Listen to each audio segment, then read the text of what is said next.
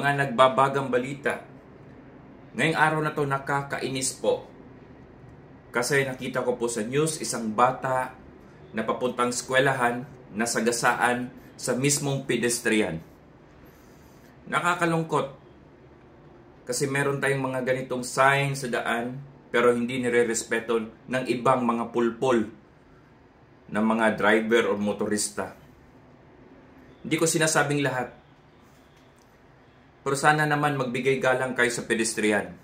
Kahit ako mismo, naka-experience nito. Kaya panoorin nyo to. Kung ano yung sitwasyon pag nasa pedestrian sa Pilipinas at sa pedestrian sa ibang bansa. Panoorin nyo po.